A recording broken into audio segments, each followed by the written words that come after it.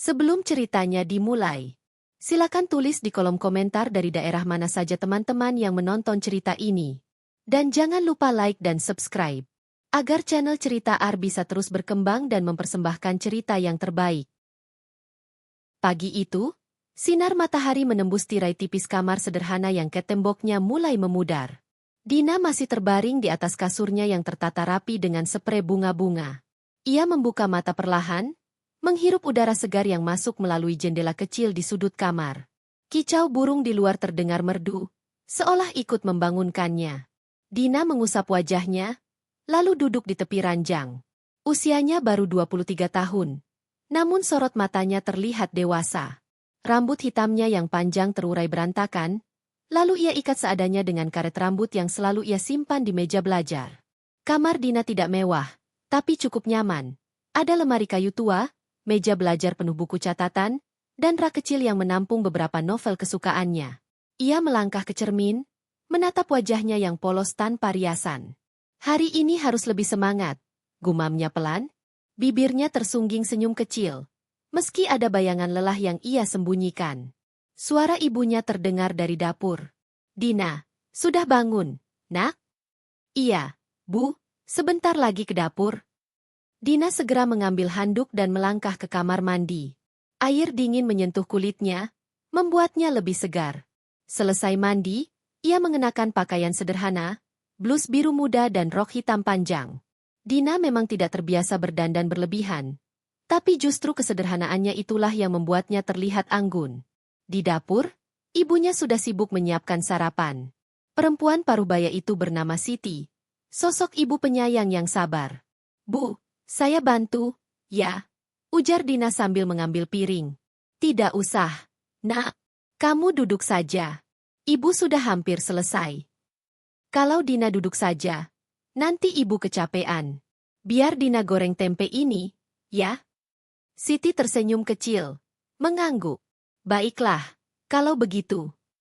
Dina mulai menggoreng tempe. Bau harum menyeruak, memenuhi dapur kecil itu. Sementara ibunya menyiapkan sayur bayam di panci. Suasana terasa hangat, sederhana, tapi penuh kebersamaan. Tak lama kemudian, ayah Dina, Pak Budi, keluar dari kamar dengan sarung dan kaos oblong. Rambutnya yang mulai memutih menandakan usianya, tapi semangatnya tetap kuat. "Wah, pagi-pagi sudah harum tempe goreng. Dina yang masak, ya?" tanyanya sambil duduk di kursi makan. "Iya, ya." Dina gorengin tempe, ibu masak sayur bayam. Pak Budi tersenyum. Anak ayah memang rajin. Mereka bertiga duduk bersama, menyantap sarapan. Tidak ada hidangan mewah, hanya nasi hangat, tempe goreng, sambal terasi, dan sayur bayam. Namun, kebersamaan itu membuat semuanya terasa nikmat. "Dina, nanti jangan lupa ke toko Buati, ya. Katanya ada pesanan kue lagi untuk besok," ujar ibunya. "Iya, Bu."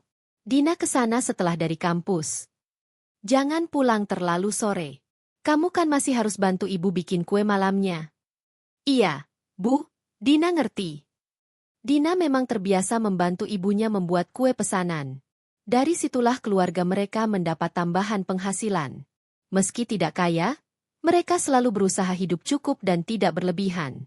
Selesai makan, Dina segera bersiap berangkat kuliah. Ia mengambil tas ransel yang sudah lusuh tapi masih layak pakai. Ayahnya sempat berpesan, "Hati-hati di jalan, Dina. Jangan lupa salat zuhur di kampus." "Iya, ya." Dina pamit dulu. Ia keluar rumah dengan langkah mantap. Jalanan kampung masih basah karena hujan semalam. Anak-anak kecil berlarian, ibu-ibu sibuk menyapu halaman, sementara bapak-bapak duduk di warung kopi. Dina menyapa tetangga yang ia lewati dengan ramah. "Pagi, Bu Sari." Pagi, Dina. Mau kuliah, ya?" "Iya, Bu. Doakan lancar, ya?" "Iya, semoga sukses, nak." Perjalanan menuju kampus ia tempuh dengan naik angkot. Dina duduk di dekat jendela, menatap jalan raya yang mulai ramai. Sesekali ia membuka buku catatan, mengulang materi kuliah. Sesampainya di kampus, Dina bertemu dengan sahabatnya, Rina. "Din, Tadi dosen bilang kelas kita dipindah ke ruang 204. Oh gitu? Ya sudah, ayo ke sana bareng. Mereka berjalan bersama sambil berbincang. Rina adalah sahabat Dina sejak awal kuliah. Orangnya ceria dan blak-blakan. Kamu tuh kalau kuliah selalu rajin banget, Din. Beda sama aku yang sering bolos. Hahaha, ya jangan bolos terus, Rin. Sayang uang kuliahnya. Iya sih. Untung ada kamu yang selalu ingetin aku. Di kelas, Dina duduk di bangku depan. Ia mencatat dengan teliti setiap penjelasan dosen. Sesekali ia bertanya untuk memastikan pemahaman. Dosen pun senang dengan keseriusannya.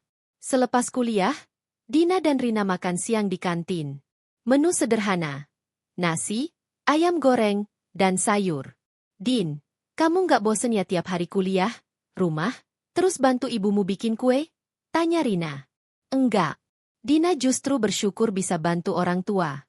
Lagian, Dina nggak pengen nyusahin mereka. Hebat sih kamu. Aku iri. Kamu selalu bisa mikirin orang lain dulu. Bukan hebat, Rin. Dina cuma pengen bahagiain orang tua. Mereka udah banyak berkorban buat Dina. Rina menatap Dina dengan kagum. Ia tahu sahabatnya itu bukan hanya pintar, tapi juga berhati mulia. Setelah makan, Dina pamit pulang karena harus ke toko Buati. Ia berjalan ke arah pasar, lalu masuk ke sebuah toko kecil yang menjual bahan-bahan kue. Assalamualaikum, Buati. Waalaikumsalam, Dina. Pas banget kamu datang. Ini ada pesanan untuk 200 kue sus buat acara pengajian. Baik, Bu. Nanti malam Dina sama Ibu kerjain. Semoga usahanya lancar. Ya, Nak? Amin. Terima kasih, Bu. Dina kembali ke rumah membawa bahan-bahan. Sesampainya di rumah, ia langsung membantu ibunya di dapur. Mereka mulai menyiapkan adonan, menimbang tepung, mencairkan mentega, dan menyalakan kompor. Capek enggak, Nak? Tanya ibunya. Enggak, Bu. Dina malah senang bisa bantu. Kalau bukan karena kamu, Ibu nggak sanggup terima pesanan sebanyak ini. Jangan bilang gitu, Bu. Kita kan kerja bareng. Dina juga belajar banyak dari Ibu. Malam semakin larut, tapi mereka masih sibuk memanggang kue. Dina sesekali mengelap keringat, lalu tertawa kecil ketika kue yang dipanggang gosong. Hahaha. Yang ini gagal, Bu? Iya, nggak apa-apa. Besok bisa kita kasih ke adik-adik kecil di sekitar rumah. Sekitar pukul 11 malam, pesanan kue selesai. Mereka menutup dapur dengan lega. Alhamdulillah, selesai juga, ujar ibunya. Iya, Bu. Besok kita antar ke Buati, ya? Iya, Nak. Sekarang tidur dulu, biar nggak ngantuk di kampus besok. Dina kembali ke kamarnya. Ia menatap buku catatan di meja belajar, tapi matanya sudah terlalu lelah. Ia hanya sempat menuliskan jadwal besok di buku agenda kecilnya, lalu berbaring di ranjang. Sebelum tidur, Dina menatap langit-langit kamar. Ia berdoa dalam hati, berharap masa depannya kelak bisa lebih baik. Ada rasa khawatir tentang banyak hal, tapi ia selalu percaya bahwa Tuhan akan memberikan jalan terbaik. Perlahan, matanya terpejam, meninggalkan hari yang panjang. Hari itu langit tampak cerah. Awan putih bergelantung manis di birunya angkasa. Dina baru saja selesai mengantarkan pesanan kue ke toko Buati bersama ibunya.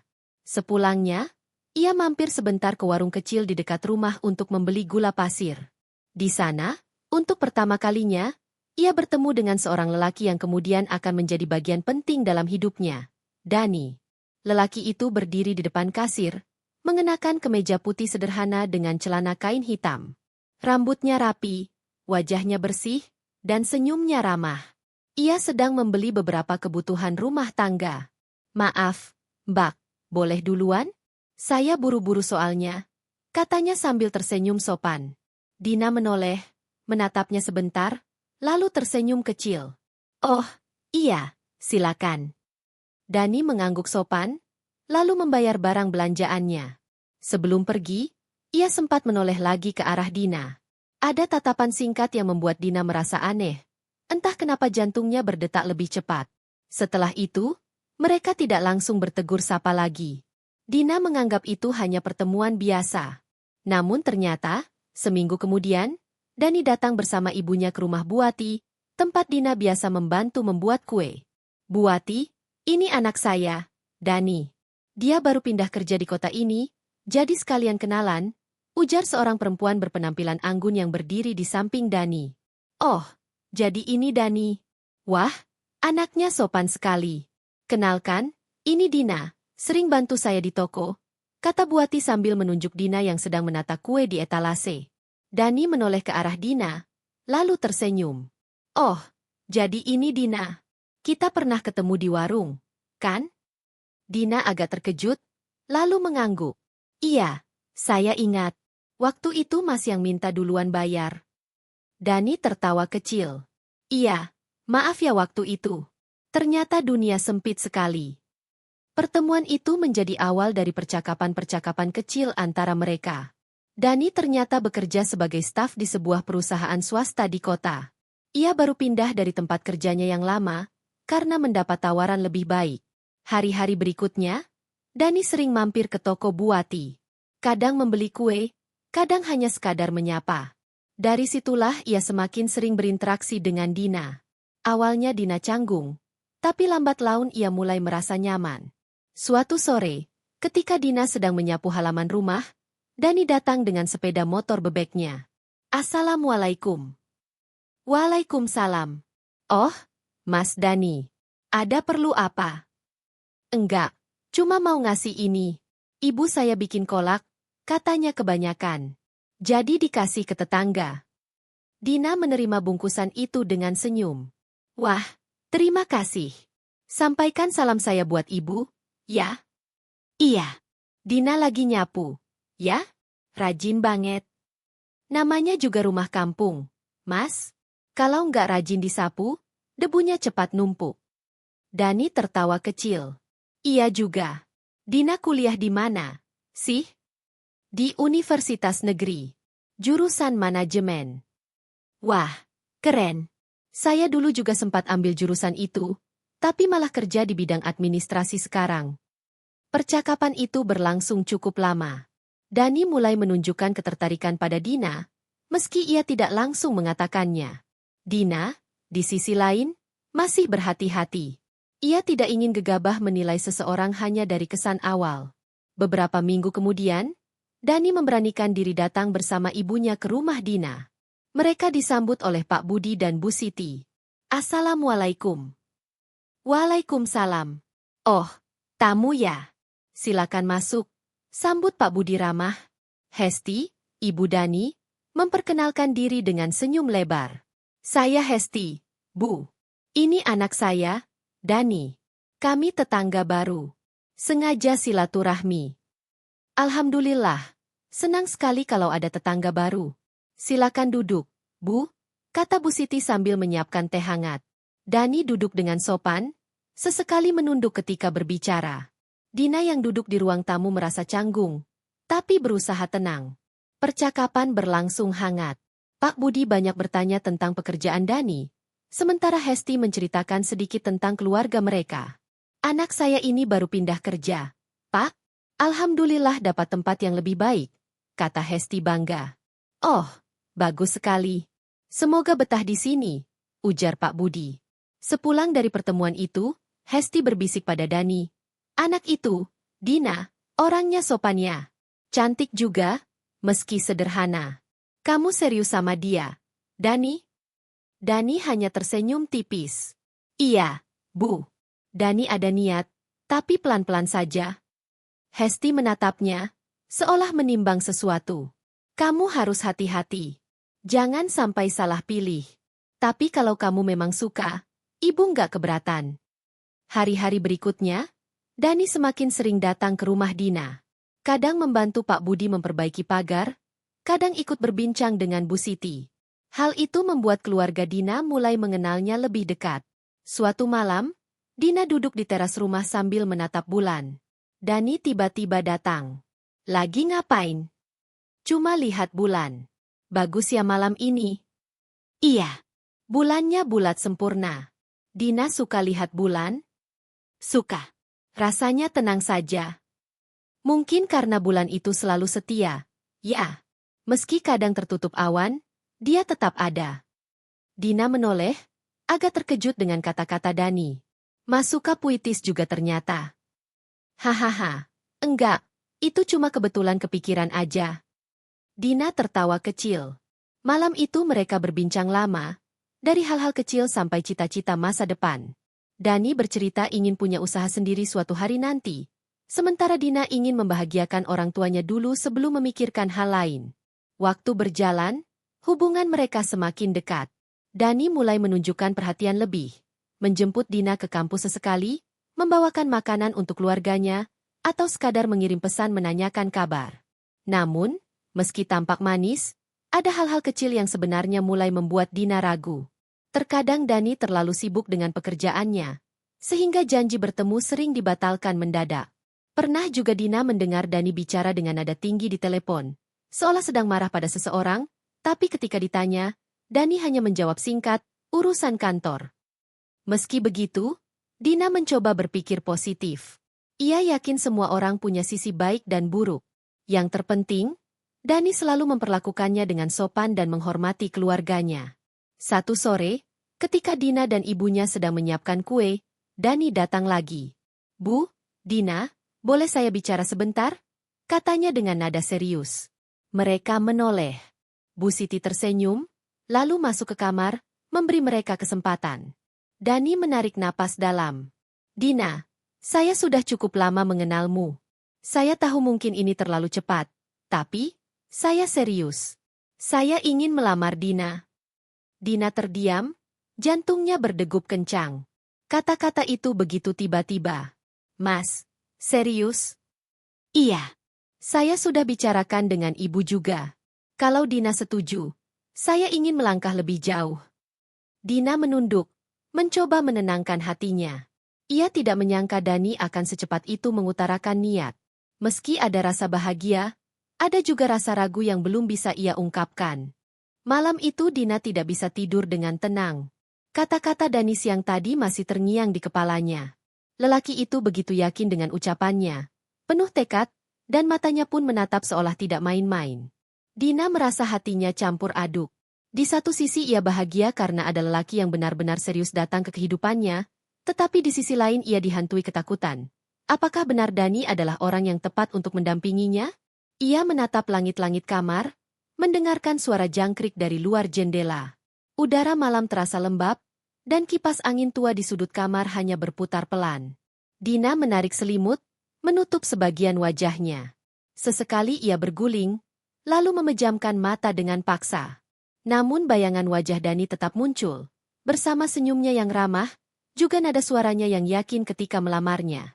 Pagi berikutnya, saat sarapan, Dina masih terlihat linglung. Ibunya memperhatikan, meletakkan sendok di atas piring. "Dina, kamu kenapa? Dari tadi bengong saja. Ada yang dipikirkan?" Dina menunduk, mengaduk nasi di piring tanpa berselera. "Bu, kemarin Dani bilang dia ingin melamar Dina." Pak Budi yang sedang membaca koran menoleh. Alisnya terangkat. "Oh, begitu? Dia sudah bilang langsung?" "Iya, ya." Dina kaget. Bu Siti tersenyum hangat. "Nak, itu kabar baik, bukan? Berarti dia serius.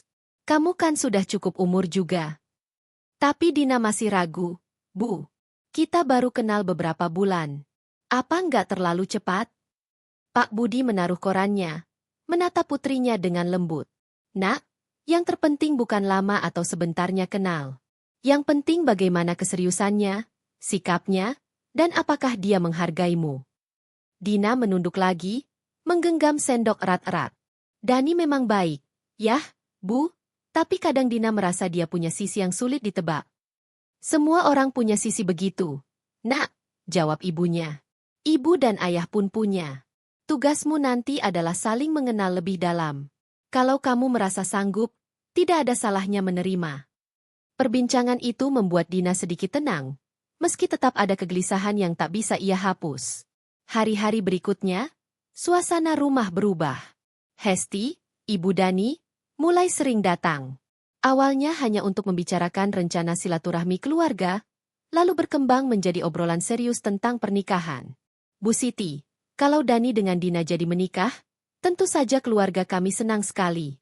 Tapi, ya, kita harus bicarakan juga soal pesta, tempat, dan undangan. Biar nanti semua berjalan lancar, ujar Hesti suatu sore sambil menyeruput teh manis. Oh iya, tentu. Kami orang sederhana, Bu. Jadi mohon maklum kalau tidak bisa berlebihan. Hesti tersenyum tipis. Iya, saya paham. Tapi kan Dani ini anak laki-laki satu-satunya. Masa pernikahannya tidak dibuat istimewa? Biar semua keluarga besar bangga. Dina yang duduk di samping ibunya menunduk, menggenggam ujung jilbabnya. Ada nada halus dalam suara Hesti yang terasa menusuk, seperti ingin menunjukkan perbedaan kelas antara mereka. Dina berusaha menahan diri, mengingat kata-kata ayahnya, jangan buru-buru menilai, sabar saja. Malam itu, Dina termenung di kamarnya. Ia mulai membayangkan kehidupan setelah menikah. Bagaimana rasanya tinggal bersama Dani, bagaimana menghadapi mertuanya, bagaimana berbagi peran sebagai istri dan anak perempuan. Bayangan itu datang bertubi-tubi, kadang manis, kadang membuat dadanya sesak. Ia membayangkan pagi hari, bangun lebih awal untuk menyiapkan sarapan. Dani duduk di meja makan, tersenyum hangat sambil meneguk teh buatan tangannya. Mereka bercakap sebentar sebelum Dani berangkat kerja, sementara Dina membereskan rumah. Namun tiba-tiba bayangan itu berubah. Ia membayangkan Hesti masuk rumah mereka, menatapnya dengan sorot mata penuh tuntutan, mengomentari masakannya, bahkan mengatur hal-hal kecil. Dina menggigit bibir. Ia takut tidak sanggup. Hari-hari selanjutnya, Dani semakin gencar menunjukkan keseriusannya. Ia sering membicarakan tentang rumah tangga, tentang masa depan, dan rencana setelah menikah. Din, kalau kita menikah, saya ingin kita tinggal di rumah kontrakan dulu. Nggak apa-apa sederhana. Yang penting kita bisa hidup mandiri. Dina tersenyum tipis. Iya, Mas. Dina juga nggak muluk-muluk. Saya janji akan bekerja keras buat kamu. Saya ingin kamu bahagia. Kalimat-kalimat itu membuat hati Dina luluh. Ia melihat kesungguhan dalam diri Dani, meski kadang masih ada keraguan yang ia simpan rapat-rapat. Suatu malam, setelah selesai membantu ibunya membuat kue, Dina duduk sendirian di teras. Angin malam berembus lembut, membawa aroma tanah basah. Ia menatap langit yang bertabur bintang. Dalam hatinya, ia berdoa, Tuhan, kalau Dani memang jodoh Dina, beri ketenangan di hati Dina. Jangan biarkan Dina salah melangkah. Tapi kalau bukan, beri tanda supaya Dina tidak terjebak. Air matanya menetes tanpa ia sadari. Ia tidak tahu kenapa, tapi hatinya terasa berat. Seolah ada sesuatu yang menunggu di depan sana. Sesuatu yang belum jelas bentuknya, tapi membuatnya takut. Keesokan harinya, Hesti kembali datang, kali ini membawa map berisi brosur gedung pernikahan. Dina, kamu lihat ini. Bagus sekali, kan? Kalau akadnya di rumah saja, tapi resepsinya di gedung ini. Mewah, dan tamunya bisa banyak. Bu Siti terdiam, bingung menanggapi. Bu Hesti, kami sebenarnya lebih nyaman kalau acaranya sederhana. Di rumah saja, biar tidak merepotkan. Hesti tersenyum, tapi ada ketegasan di matanya. Ah, Bu, ini kan sekali seumur hidup. Jangan terlalu sederhana. Biar keluarga besar senang. Lagi pula, biaya kan bisa diatur. Dina merasakan hatinya semakin berat. Ia tahu ibunya tidak sanggup menanggung biaya besar. Tapi sepertinya Hesti punya cara untuk menekan. Dina menatap ibunya yang hanya bisa tersenyum canggung. Saat itu Dina mulai sadar. Kehidupan berumah tangga bukan hanya tentang dirinya dan Dani, tapi juga tentang keluarga besar yang ikut campur. Malam itu, Dina kembali membayangkan kehidupannya nanti. Kali ini bayangannya semakin nyata. Ia duduk di ruang tamu rumah kontrakan bersama Dani. Lalu Hesti datang tanpa mengetuk, masuk dan memberi komentar tentang tata letak perabotan. Dina mencoba tersenyum dalam bayangan itu, tapi hatinya perih. Namun, ia juga membayangkan Dani yang pulang kerja membawa senyum dan sekantong belanjaan. Lalu berkata, Din, aku beliin buah buat kamu. Kamu pasti capek seharian. Dina tersenyum dalam bayangan itu, hatinya hangat. Bayangan-bayangan itu bercampur aduk. Antara harapan dan kekhawatiran, antara cinta dan ketakutan. Dina belum tahu, semua yang ia bayangkan itu akan segera menjadi kenyataan, dan sebagian lebih buruk dari yang pernah ia bayangkan. Pagi itu, Dina terbangun lebih awal dari biasanya. Matahari baru saja menembus tirai kamar, memantulkan cahaya lembut yang menenangkan. Aroma wangi bunga melati yang diletakkan ibunya di meja kecil dekat jendela terasa menenangkan. Dina menarik napas panjang, mencoba menguatkan diri. Hari-hari menjelang pernikahan seharusnya membawa kebahagiaan penuh. Tetapi hatinya sering digelayuti perasaan yang sulit ia uraikan. Ada rasa ragu yang sesekali muncul. Namun ia selalu menekannya dengan keyakinan bahwa semua akan baik-baik saja. Ia duduk di tepi ranjang, merapikan rambutnya yang panjang sebelum akhirnya mengambil kerudung tipis yang biasa ia pakai di rumah. Langkahnya perlahan menuju ruang makan, di mana ibunya sudah sibuk menyiapkan sarapan. "Pagi, Dina," sapa ibunya hangat. "Pagi, Bu," jawab Dina sambil membantu menyusun piring di meja. Ayahnya sudah duduk di kursi, membaca koran seperti kebiasaannya. Dina sempat mencuri pandang, melihat wajah ayahnya yang tenang namun penuh wibawa. Sejak kecil, ia selalu menjadikan ayahnya teladan. Kini, saat ia hendak melangkah ke gerbang rumah tangga, Dina semakin menyadari betapa pentingnya nasihat ayahnya tentang kesabaran, kesetiaan, dan kejujuran. "Bagaimana persiapanmu hari ini? Dani semalam bilang ia akan menjemputmu sore nanti untuk ke butik," kata ayahnya tanpa mengalihkan pandangan dari koran. Dina hanya mengangguk. "Iya, ya," katanya, ada beberapa baju adat yang harus dicoba lagi. Ibunya tersenyum, meski samar. Ada kekhawatiran yang tidak pernah ia ucapkan, tetapi Dina bisa merasakannya. "Kamu jangan terlalu capek. Ingat, badanmu harus fit sampai hari haji, jangan terlalu dipaksa."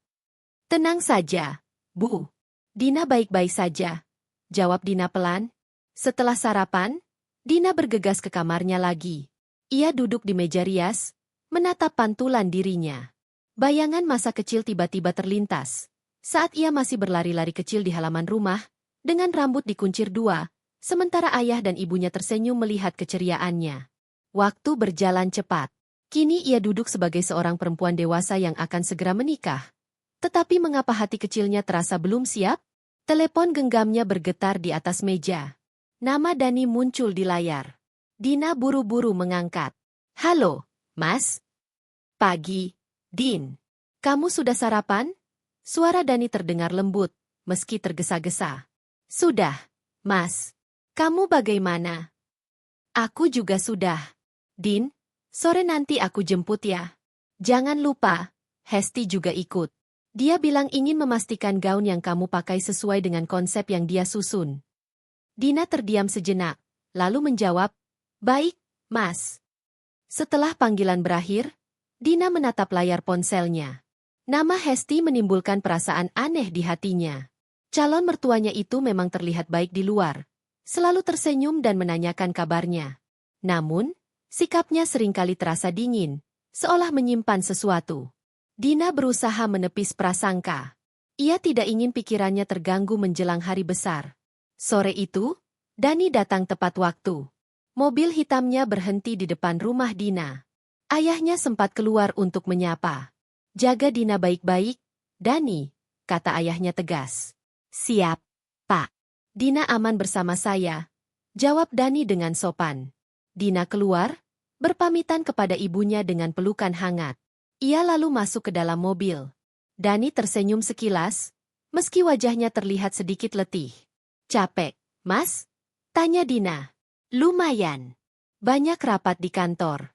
Tapi aku senang bisa menemuimu," jawab Dani sambil menyalakan mesin. Mobil melaju menuju butik.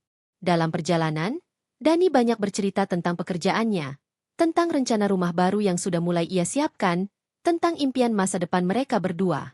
Dina hanya mendengarkan, sesekali menimpali dengan senyum kecil. Namun pikirannya melayang entah kemana. Ia merasa Dani begitu sibuk dengan segala perencanaan, sementara dirinya hanya mengikuti arus. Sesampainya di butik, mereka sudah ditunggu oleh Hesti.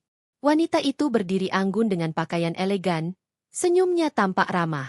"Akhirnya kalian datang juga," katanya sambil menatap Dina dari ujung kepala hingga kaki. "Maaf, Bu.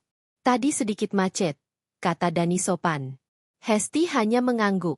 Ayo, kita lihat gaunnya. Dina mencoba beberapa gaun pengantin dengan motif tradisional. Kainnya indah, penuh bordir dan manik-manik. Namun setiap kali Dina keluar dari ruang ganti, Hesti selalu memberi komentar. Kurang pas di pinggang. Warnanya terlalu pucat untuk kulitmu.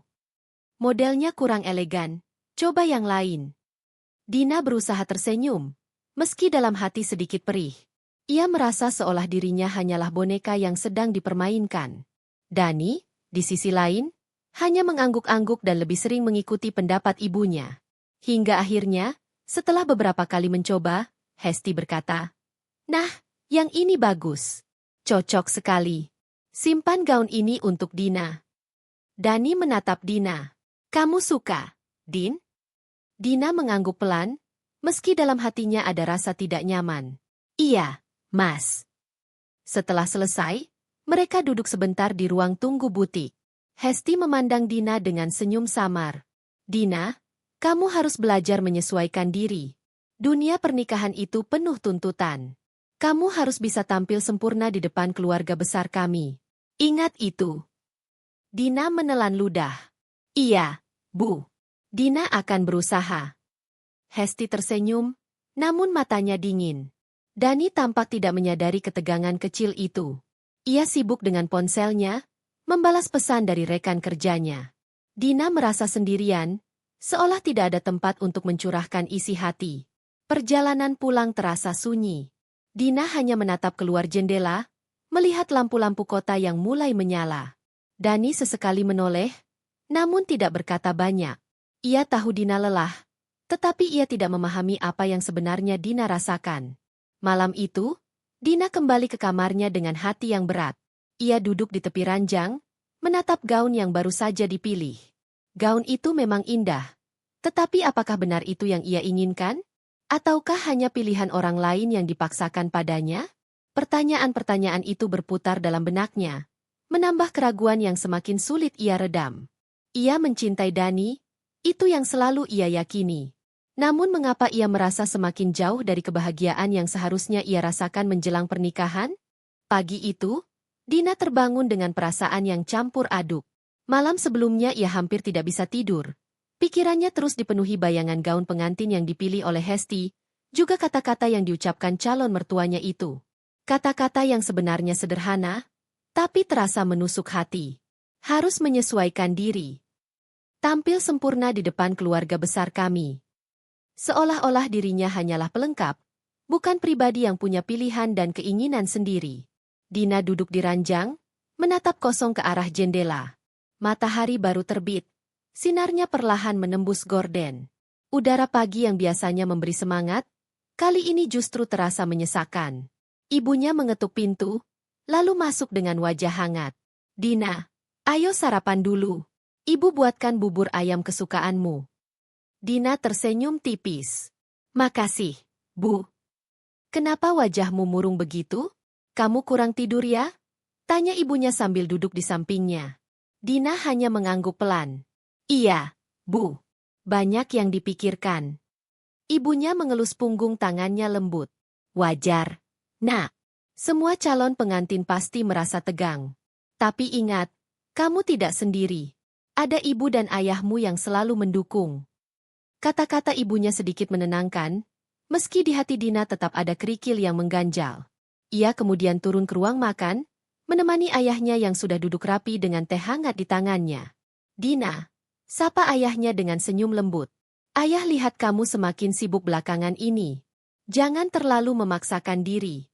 Ingat, kebahagiaan pernikahan bukan hanya soal pesta megah, tapi soal hati yang benar-benar siap." Dina menatap ayahnya. Ada perasaan ingin menangis, tapi ia menahannya. "Iya, ya." Dina berusaha. Setelah sarapan, Dina kembali ke kamarnya dan menerima telepon dari Dani. Suara Dani terdengar riang, berbeda dari nada lelah semalam. "Din, nanti siang aku mau ajak kamu ke rumah. Ada beberapa keluarga besar yang datang dari luar kota. Mereka ingin bertemu denganmu sebelum akad. Hesti juga minta kamu hadir." Dina terdiam sejenak sebelum menjawab. "Iya, Mas. Nanti aku datang." Siang itu, Dina mengenakan kebaya sederhana berwarna biru muda. Rambutnya disanggul rapi. Wajahnya dipoles make-up tipis oleh ibunya. Ia berangkat bersama Dani, yang menjemput dengan wajah sumringah. "Kamu cantik sekali hari ini," puji Dani sambil membuka pintu mobil untuknya. Dina tersenyum tipis. "Makasih, Mas." Mobil melaju menuju rumah keluarga Dani yang cukup besar dan megah. Begitu memasuki halaman, Dina langsung merasakan atmosfer yang berbeda. Banyak mobil terparkir rapi. Tamu-tamu berdatangan dengan pakaian resmi, suasana riuh namun penuh wibawa. Hesti menyambut di teras dengan pakaian kebaya modern berwarna merah marun. Wajahnya tersenyum ramah. Namun matanya menatap Dina dengan penuh penilaian. "Dina, ayo masuk. Banyak keluarga besar yang sudah menunggu," katanya. Dina menunduk sopan. "Iya, Bu." Di ruang tamu, belasan orang sudah duduk. Ada beberapa tante, om, sepupu, bahkan keluarga jauh yang Dina baru pertama kali temui. Semua mata tertuju padanya. "Ini calon menantu kita," kata Hesti memperkenalkan dengan suara lantang. "Namanya Dina." Dina tersenyum kaku, lalu menyalami satu persatu dengan sopan. Sebagian besar membalas ramah. Namun ada juga yang hanya tersenyum tipis, seperti menilai dari ujung kepala sampai kaki. "Cantik ya, Dinanya," kata salah satu tante. "Semoga nanti bisa ikut membantu Dani." "Ya," timpal yang lain. Dina hanya bisa tersenyum, meski hatinya terasa tertekan. Ia merasa seolah sedang diuji di depan forum keluarga besar. Setelah acara perkenalan, semua duduk bercengkerama. Hesti duduk di samping Dina, sesekali memberi komentar kecil. "Kamu harus lebih percaya diri, Dina. Tunjukkan bahwa kamu pantas berdampingan dengan Dani. Jangan terlalu pendiam, nanti keluarga mengira kamu tidak supel." Dina hanya mengangguk, mencoba menuruti. Dani sendiri tampak sibuk berbincang dengan para om dan tantenya, membicarakan pekerjaan, masa depan, dan rencana rumah tangga. Dina hanya duduk diam, tersenyum saat perlu, menjawab seperlunya. Sore menjelang, tamu-tamu mulai berpamitan. Dina ikut berdiri di samping Dani, mengucapkan salam perpisahan. Setelah tamu pergi, hanya tersisa keluarga inti di ruang tamu. Hesti menatap Dina lekat-lekat. "Dina, kamu harus ingat, pernikahan ini bukan hanya menyatukan kamu dan Dani, tapi juga menyatukanmu dengan keluarga besar kami. Jangan sampai ada sikapmu yang mengecewakan." Suara Hesti terdengar lembut, namun ada tekanan halus di baliknya. Dina menelan ludah. "Iya, Bu. Dina akan berusaha sebaik mungkin." Dani menepuk bahunya lembut. "Kamu hebat kok, Din. Jangan khawatir. Aku yakin semuanya akan berjalan lancar." Malam itu, setelah pulang ke rumah, Dina kembali merasa hampa. Kata-kata Hesti terus terngiang di kepalanya. Bukankah pernikahan seharusnya tentang dua orang yang saling mencintai? Mengapa kini terasa seperti ia harus berhadapan dengan ujian demi ujian? Ia menatap cermin di kamarnya, melihat pantulan wajahnya sendiri. Mata itu menyimpan kelelahan, bibir itu memaksakan senyum. Dalam hati kecilnya, Dina bertanya, apakah ia benar-benar siap melangkah, atau sebenarnya ia sedang dipaksa berjalan di jalan yang tidak ia inginkan? Hari-hari berjalan cepat. Kalender di dinding rumah Dina kini hanya menyisakan hitungan jari menuju akad nikah. Setiap pagi ketika membuka mata, Dina selalu dihantui oleh kenyataan bahwa waktunya semakin dekat. Di satu sisi, ia ingin semuanya lancar dan bahagia. Di sisi lain, hatinya seperti terbelenggu oleh rasa ragu yang makin menekan. Pagi itu, rumah Dina sudah dipenuhi aktivitas. Ibunya sibuk menerima telepon dari panitia catering, memastikan jumlah undangan tidak ada yang keliru. Ayahnya bolak-balik memeriksa catatan biaya, wajahnya serius penuh perhitungan. Dina sendiri hanya duduk di ruang tamu, memperhatikan semua orang bekerja, sementara dirinya merasa seperti penonton. "Din, coba bantu ibu catat ulang daftar tamu dari pihak Dani. Jangan sampai ada yang tertukar," kata ibunya sambil menyerahkan sebuah map tebal. Dina membuka map itu, matanya menyisir nama demi nama. Puluhan orang terdaftar, sebagian besar ia bahkan belum kenal. Ia menarik napas panjang, lalu mulai menulis ulang di buku kecilnya. Tangannya bergerak otomatis, tapi pikirannya melayang jauh. Seolah menyadari kebisuan anaknya, ayahnya menatapnya sebentar. Dina, kalau ada yang tidak kamu suka, jangan dipendam. Ingat, ini hidupmu. Ayah tidak ingin kamu merasa terbebani. Dina menoleh, tersenyum tipis. Iya, ya.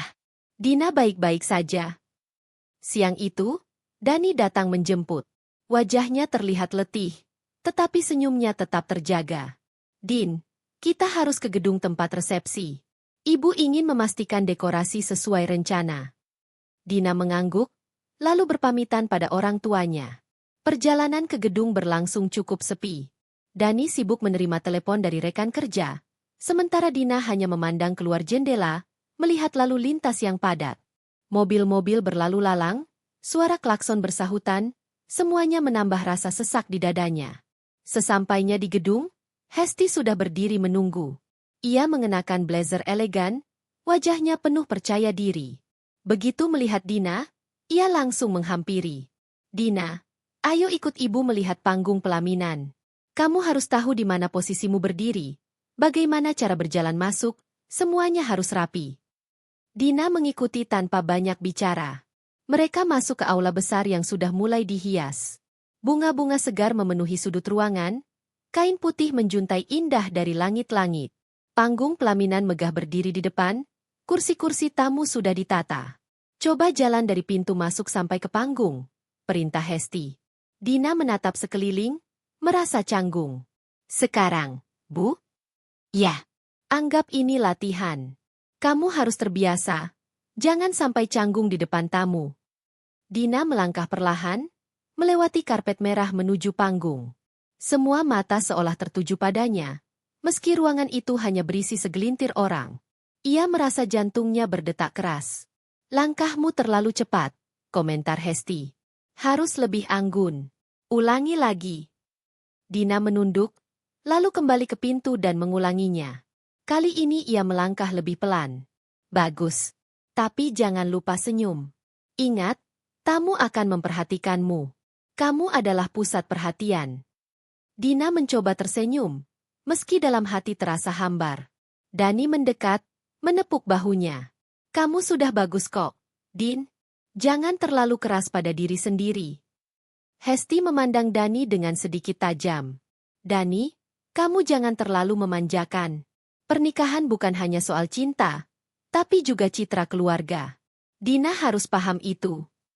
Dina terdiam. Kata-kata itu lagi-lagi menekan dadanya. Ia ingin berkata bahwa dirinya juga punya mimpi, punya perasaan, tapi lidahnya keluh.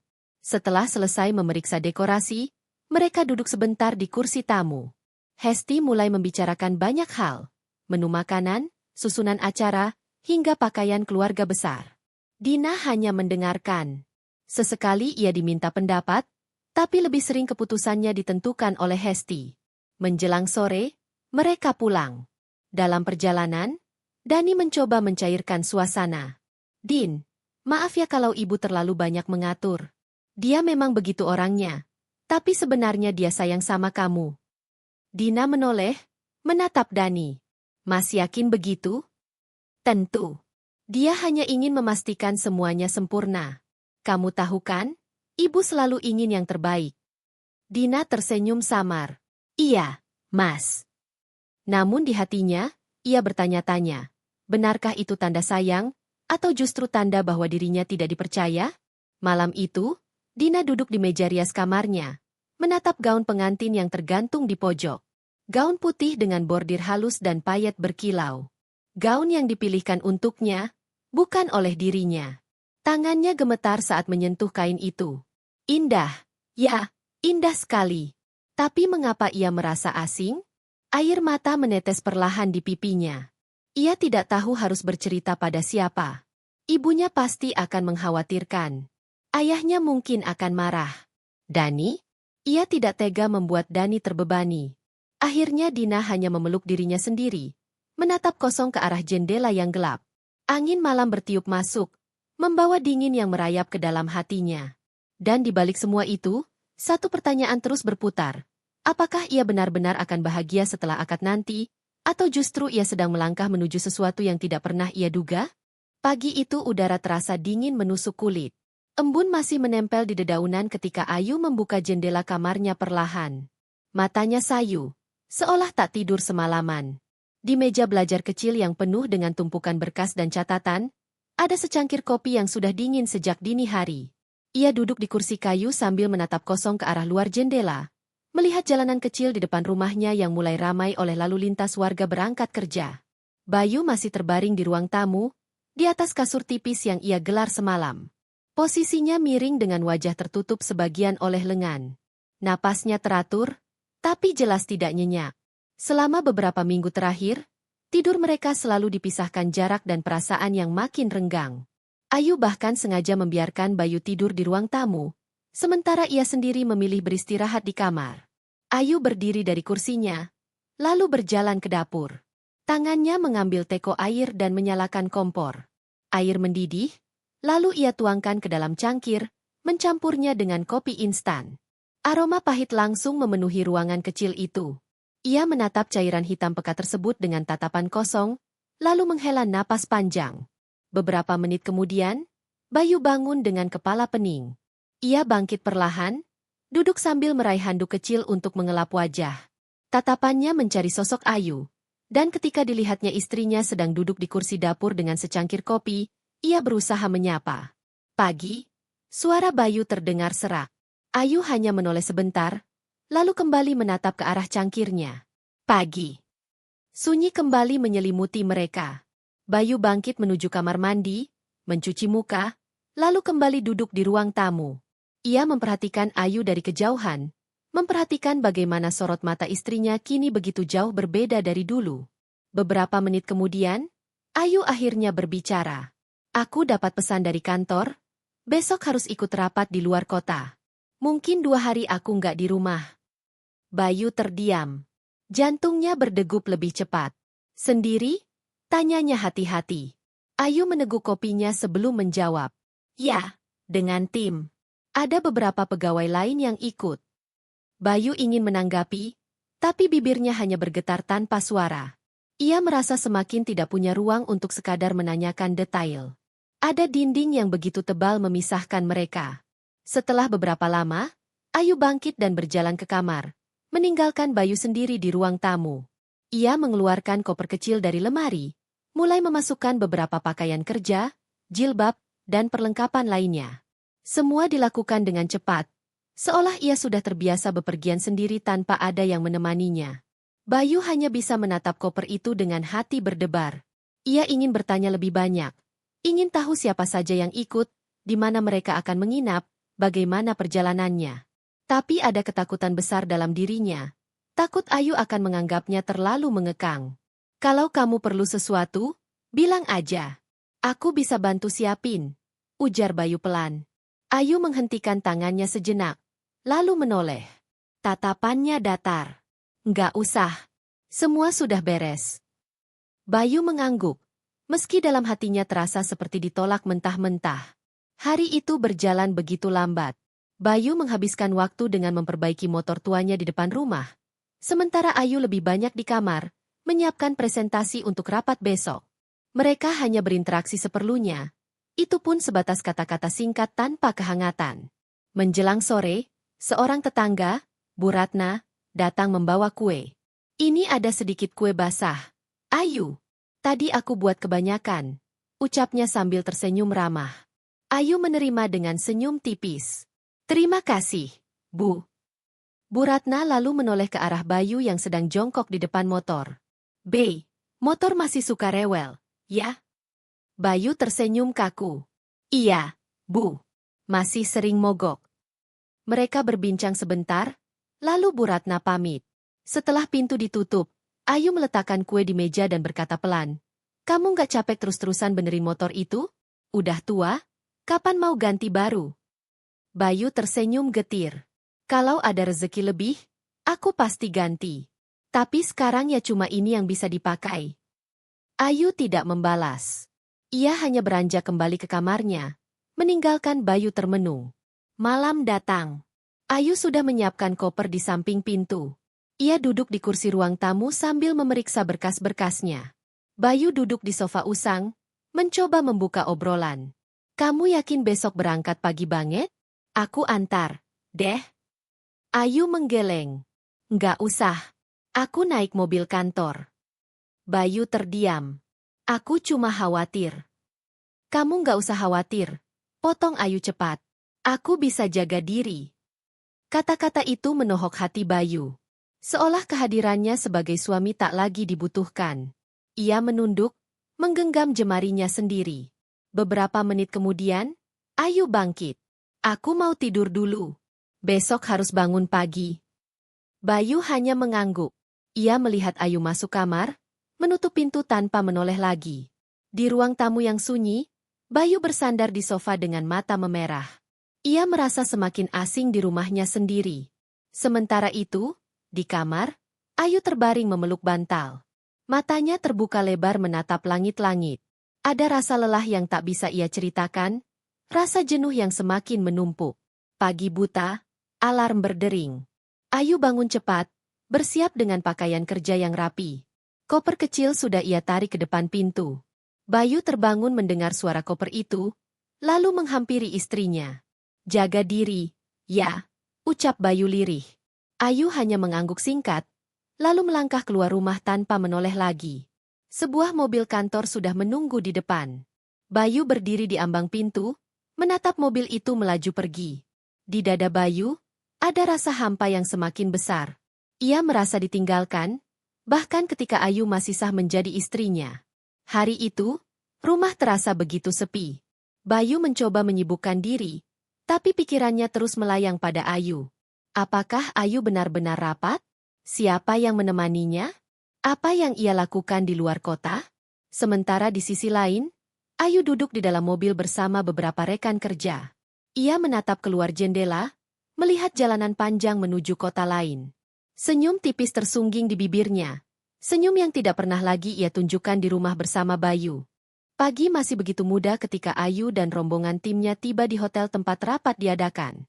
Bangunan tinggi dengan dinding kaca itu berdiri megah di pusat kota. Ayu melangkah masuk dengan langkah mantap, koper kecil di tangan kirinya, dan map berisi dokumen di tangan kanannya. Beberapa rekan kerjanya menyapanya dengan ramah, tapi Ayu hanya membalas dengan senyum tipis. Mereka langsung diarahkan menuju ruang rapat di lantai atas. Meja panjang berlapis kaca, kursi empuk, serta layar proyektor besar sudah disiapkan. Ayu duduk di kursinya, membuka laptop, lalu mulai memeriksa file presentasi. Sesekali ia meneguk air mineral yang disediakan di meja, mencoba menenangkan pikirannya. Sementara itu, Bayu di rumah duduk di ruang tamu dengan tatapan kosong. Ia sudah selesai sarapan seadanya, hanya roti tawar dengan teh manis hangat. Tangannya memainkan ponsel, membuka galeri yang penuh dengan foto-foto lama dirinya dan Ayu.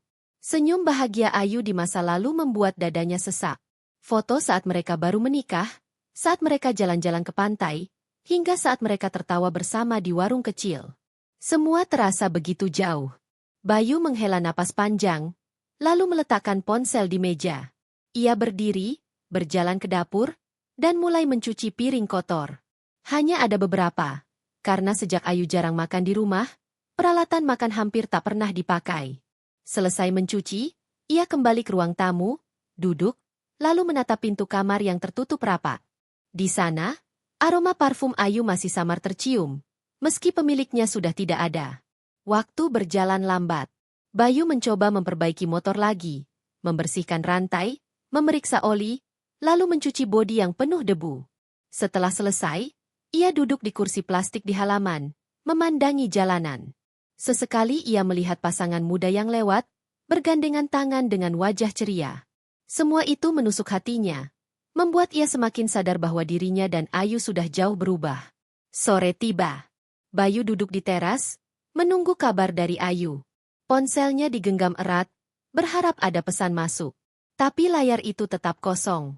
Ia akhirnya memberanikan diri mengetik pesan singkat. Gimana rapatnya? Semoga lancar ya. Jangan lupa makan. Pesan terkirim, tapi tanda centang hanya satu. Tidak ada balasan. Bayu menunggu, hingga langit berubah gelap. Di kota lain, Ayu baru saja keluar dari ruang rapat setelah seharian penuh mendengarkan presentasi panjang. Ia merasa lelah, pundaknya tegang, tapi wajahnya tetap tampak tenang. Beberapa rekan mengajaknya makan malam bersama di restoran hotel. Ayu awalnya menolak, tapi akhirnya ikut karena hampir semua tim hadir. Mereka duduk di meja panjang, memesan berbagai hidangan. Obrolan ringan mulai mengalir, tawa terdengar di sela-sela percakapan. Ayu tidak banyak bicara, tapi sesekali ikut tersenyum. Seorang rekan kerja pria duduk di sebelahnya, beberapa kali menyodorkan piring berisi lauk. Ayu menerimanya dengan sopan, meski tidak menatap terlalu lama. Ponsel Ayu bergetar di dalam tasnya. Ia melirik sebentar, melihat nama Bayu di layar. Jemarinya terhenti sejenak, lalu ia menekan tombol kunci tanpa membuka pesan. Ia kembali meletakkan ponsel di tas, memilih fokus pada obrolan di meja makan. Bayu di rumah menatap layar ponsel dengan mata memerah. Ia menunggu balasan yang tak kunjung datang. Hatinya terasa semakin hampa. Malam semakin larut. Setelah makan malam, Ayu kembali ke kamarnya di hotel. Ia membuka koper, mengganti pakaian, lalu duduk di tepi ranjang sambil memegang ponsel. Pesan Bayu masih ada di layar. Ia membacanya pelan, namun tidak membalas. Pandangannya kosong, pikirannya bercampur aduk. Di sisi lain, Bayu belum tidur. Ia duduk di ruang tamu, lampu redup, ponsel masih digenggam erat. Matanya terus menatap layar kosong, berharap ada notifikasi. Hingga akhirnya, ia jatuh tertidur di sofa dengan perasaan nelangsa. Keesokan paginya, Ayu kembali mengikuti rapat sejak pukul 9. Presentasi panjang, diskusi alot, dan tumpukan catatan membuatnya sibuk sepanjang hari. Ia bahkan tidak sempat membuka ponsel. Saat waktu istirahat tiba, ia baru menyadari ada 2 panggilan tak terjawab dari Bayu. Ia hanya menatap layar itu sebentar, lalu memasukkannya kembali ke tas tanpa menghubungi balik. Bayu di rumah mencoba menutupi kesedihannya dengan bekerja serabutan.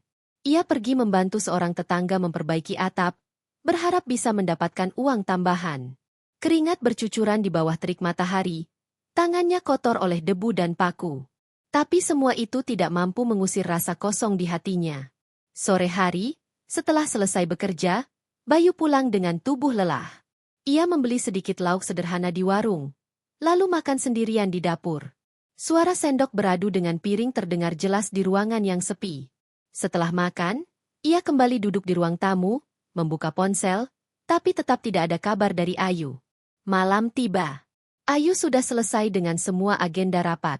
Ia duduk di balkon kamar hotel, memandang lampu kota yang berkilauan. Angin malam menyapu rambutnya, membuat hijabnya sedikit bergetar. Ia meneguk segelas teh hangat yang dipesan dari layanan kamar. Pikirannya melayang entah kemana. Ada rasa damai ketika jauh dari rumah, tapi juga ada rasa hampa yang tidak bisa ia pahami. Bayu di rumah memandangi langit gelap dari jendela.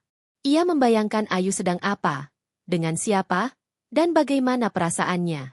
Hatinya penuh dengan pertanyaan, tapi tidak ada jawaban. Ia hanya bisa berdoa dalam hati agar Ayu tetap baik-baik saja. Keesokan harinya, Ayu dan timnya bersiap pulang.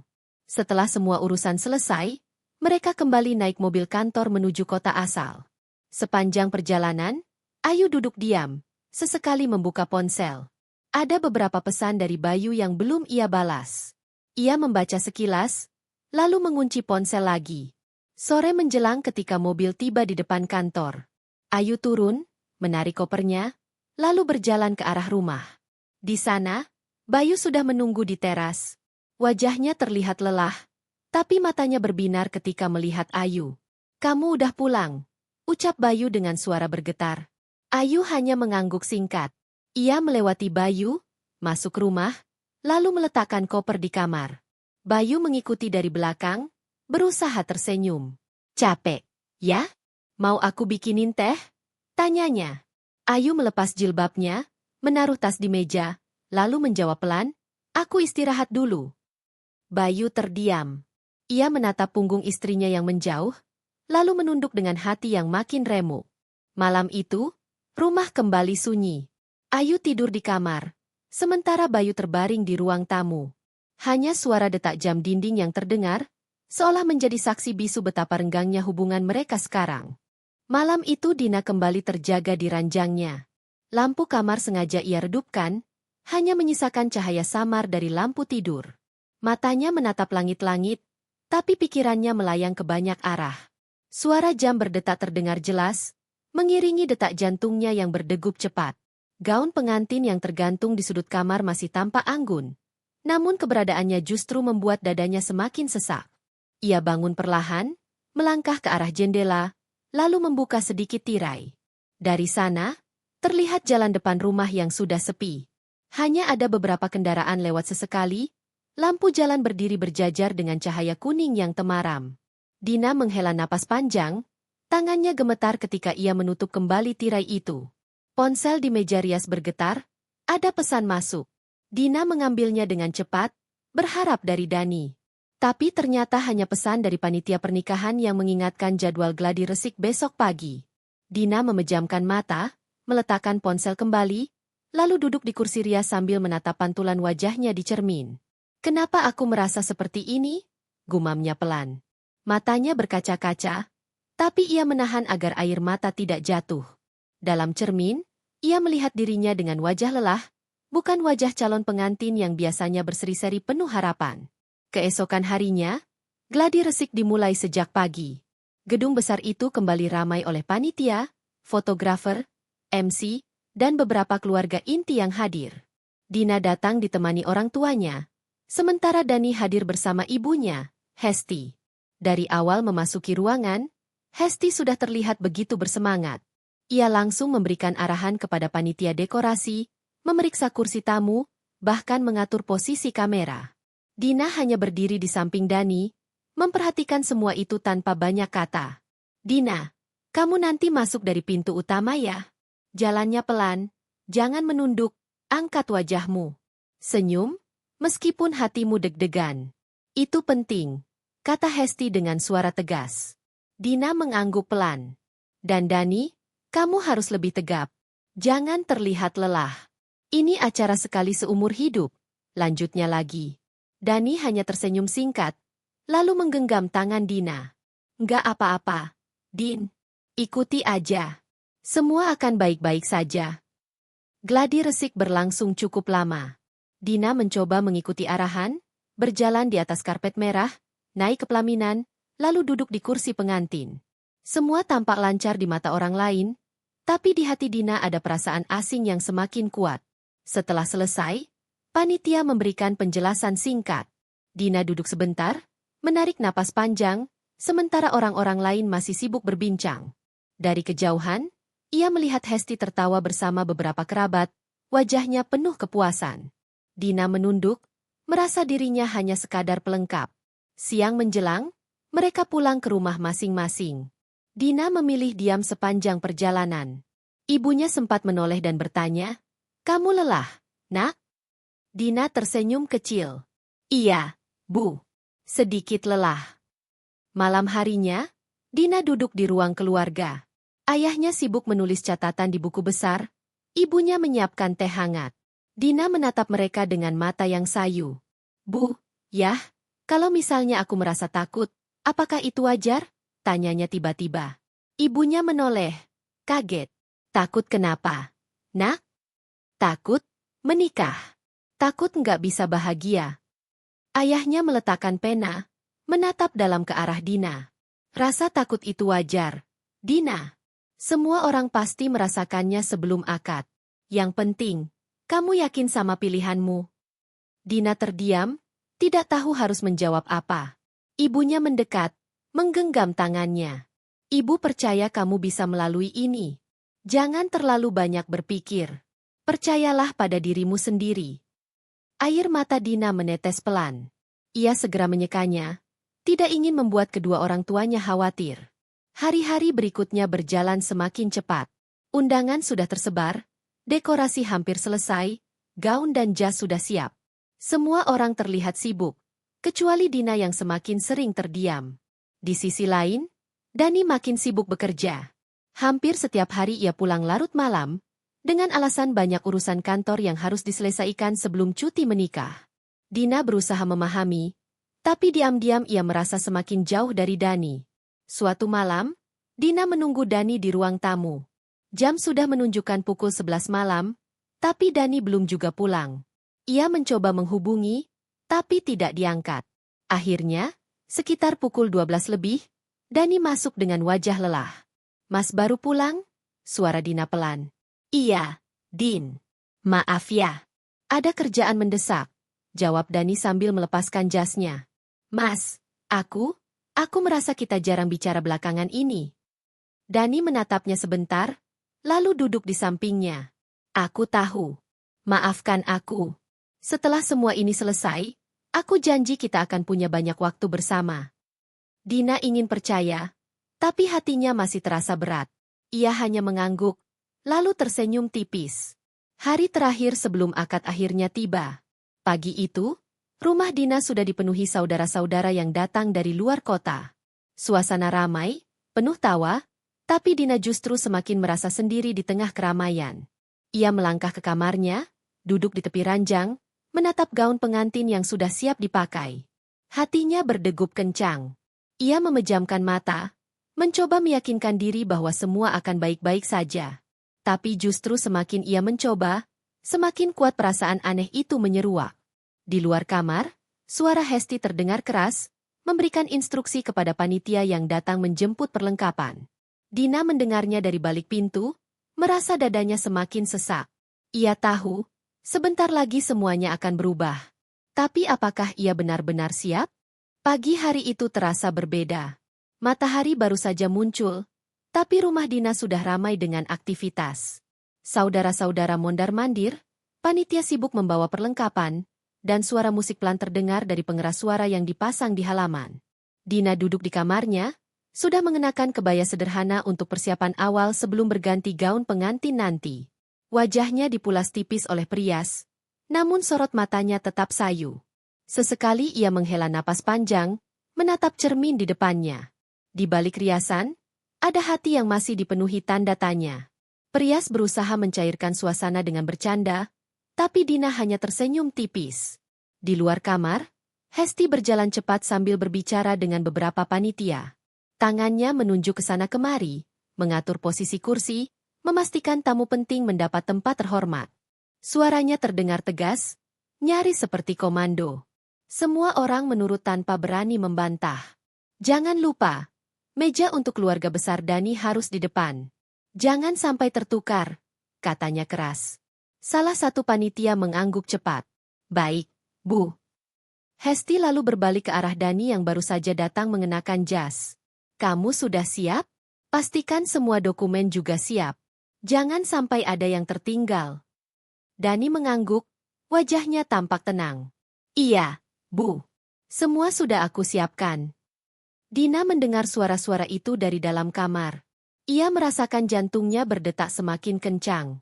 Tangannya mengepal di atas pangkuan, bibirnya bergetar menahan kata-kata yang tidak pernah berani ia ucapkan. Ketika pintu kamarnya diketuk, Dina tersentak. Ibunya masuk dengan senyum hangat. "Nak, sebentar lagi waktunya. Kamu siap?" Dina menoleh pelan, menatap ibunya, lalu mencoba tersenyum. "Iya, Bu." Ibunya mendekat, merapikan jilbab Dina, lalu mengecup keningnya. "Kamu cantik sekali hari ini. Ibu yakin kamu akan bahagia." Air mata hampir jatuh, tapi Dina cepat menahannya. "Terima kasih, Bu." Beberapa menit kemudian, panitia memanggil Dina untuk bersiap menuju gedung.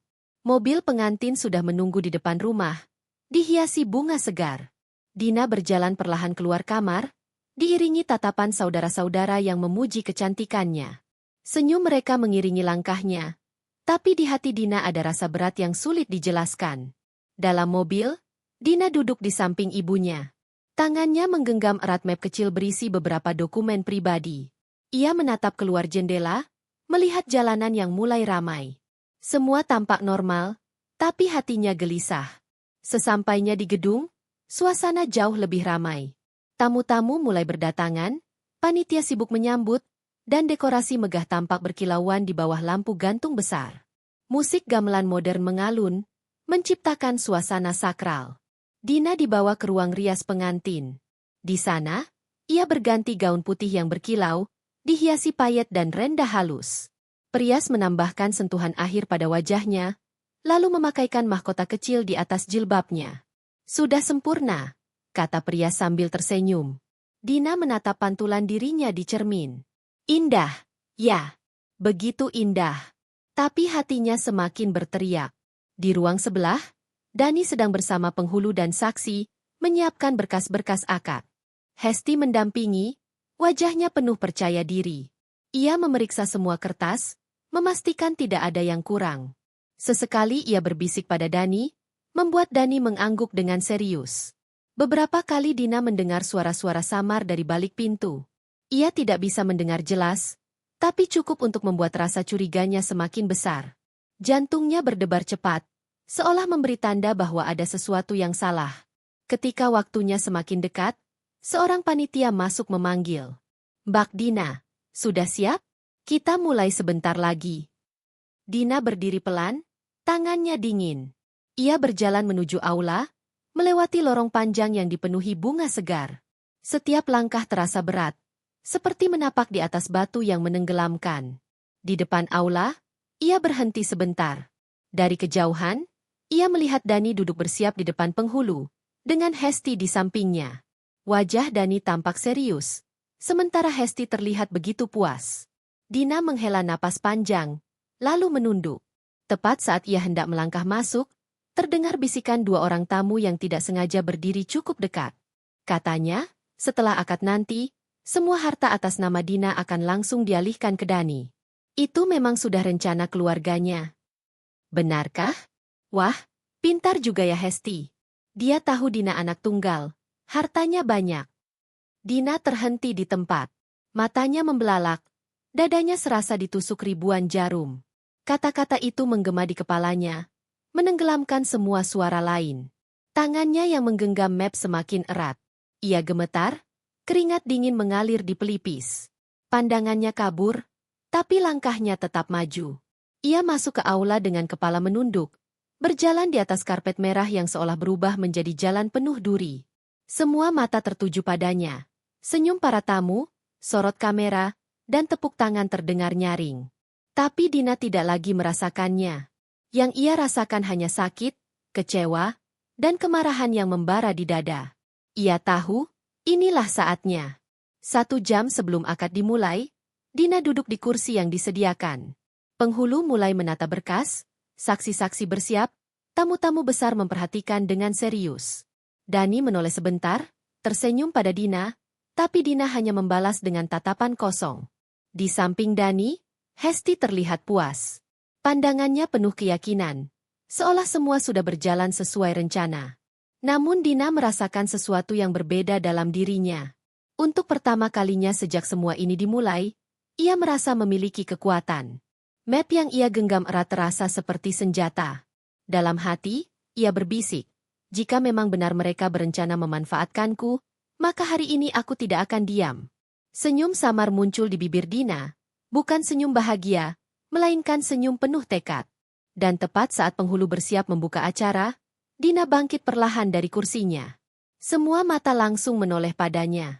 Langit senja menggantung lembayung, memantulkan warna oranye keemasan di atas kota yang seakan ikut menyaksikan setiap babak perjalanan Dina. Hembusan angin sore itu membawa aroma damai yang jarang ia rasakan sebelumnya. Di teras rumah sederhana miliknya, Dina duduk sambil memeluk secangkir teh hangat. Senyumnya tenang, tatapannya jauh menembus ufuk, seakan mengingat setiap luka yang sudah ia lalui. Hidupnya tak lagi sama. Ia bukan lagi perempuan yang dulu selalu menunduk, takut dengan kata-kata orang, dan rela menanggung semua demi sebuah cinta yang ternyata palsu. Kini, Dina telah menjadi perempuan yang berdiri di atas kakinya sendiri. Perempuan yang berani membongkar kebusukan, walau harus menanggung konsekuensi besar di hadapan orang banyak. Dani dan Hesti, nama itu kini hanya menjadi kenangan pahit yang perlahan terkikis waktu. Kehidupan mereka jauh berbeda dengan bayangan manis yang dulu mereka pamerkan. Setiap bisikan orang tentang kehancuran yang mereka alami sampai juga ke telinga Dina, tapi ia tak lagi peduli. Dendam bukan lagi bahan bakar hidupnya. Ia sudah terlalu jauh berjalan, dan hatinya memilih untuk menatap ke depan. Mertua yang pernah meremehkannya kini jarang terdengar kabarnya. Semua intrik dan rencana licik yang pernah mereka susun hanya meninggalkan jejak kehancuran. Dan di titik ini, Dina belajar, waktu selalu punya caranya sendiri untuk membalas kezaliman tanpa harus ia ikut menodai tangannya. Dina menutup mata sejenak, menghirup udara sore yang dingin namun menenangkan. Di sampingnya, buku catatan terbuka dengan tulisan tangannya sendiri. Bukan sekadar catatan harian, melainkan potongan kisah hidup yang ia tulis agar kelak ia tak lupa. Betapa kuatnya ia bisa berdiri meski sempat jatuh berkali-kali. "Terima kasih, Tuhan," bisiknya lirih.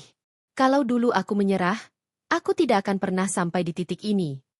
Ia meneguk teh terakhirnya, lalu menatap jalanan di depan rumah. Anak-anak kecil berlari-lari, tawa mereka membelah udara. Senyum Dina merekah, hatinya hangat. Untuk pertama kalinya setelah sekian lama, ia merasa benar-benar bebas. Epilog ini bukan akhir. Hidup Dina baru saja dimulai. Dan ia tahu, di setiap langkah berikutnya, ada kekuatan yang selalu menuntunnya. Kekuatan dari luka yang pernah membuatnya hampir runtuh, tapi justru mengubahnya menjadi perempuan yang tidak bisa lagi diremehkan.